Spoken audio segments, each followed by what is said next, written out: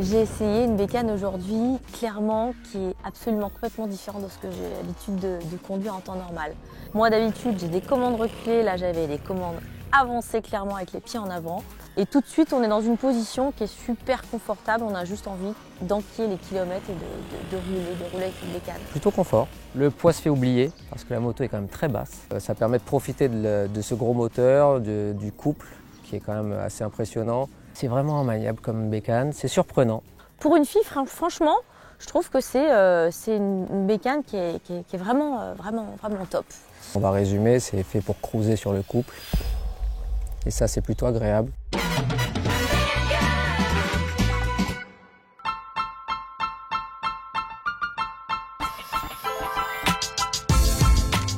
Dès qu'on ouvre un petit peu la poignée de gaz, ça part tout de suite. On a l'impression qu'on va décoller, quoi. Même si au départ le gabarit impressionne, on est plus sur la défensive qu'autre chose et en fait, il n'y a aucune raison de l'être. Moi qui suis franchement petit gabarit, plutôt modèle réduit, c'est la première fois que je mets vraiment les deux pieds par terre à fond. Donc le poids, je ne l'ai pas du tout ressenti, c'est vraiment pas du tout une contrainte. Et on a une moto qui est hyper souple au niveau de l'avant et qui est vraiment très maniable. Une moto qui est facile finalement.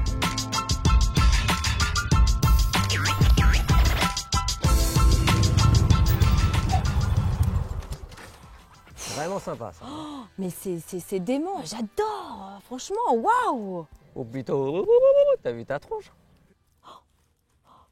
T'as vu la tienne?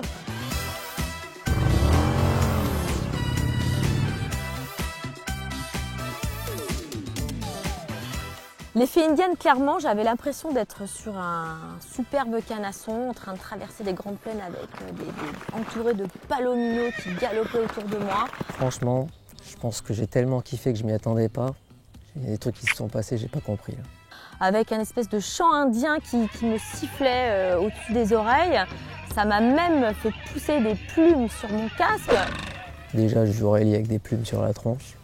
Commençait à faire ouh. Alors, le pire du pire, je crois que ça a été pour moi.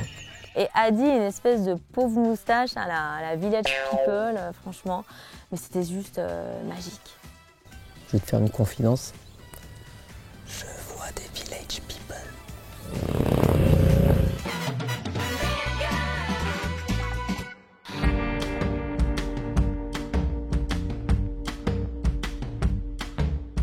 C'est une très belle moto, moi elle m'a plu esthétiquement, j'adore le cuir et du coup j'ai beaucoup aimé la sellerie, les coutures, les finitions de cette moto. Cette cohabitation de l'ancien et du moderne. Et puis les deux petits détails propres à Indian, c'est la petite tête d'Indien sur le garde-boue qui s'allume quand on met le contact et de l'autre côté le carter gravé avec la tête d'Indien et qui donne vraiment un cachet je trouve.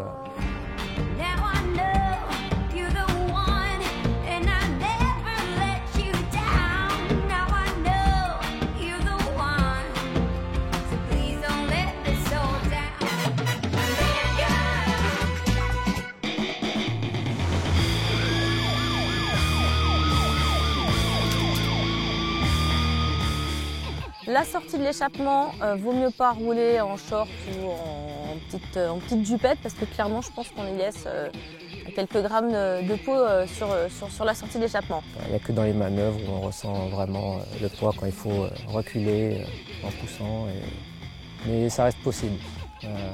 Bien plus facile que sur tout ce que j'ai pu avoir jusqu'ici, de bien plus léger.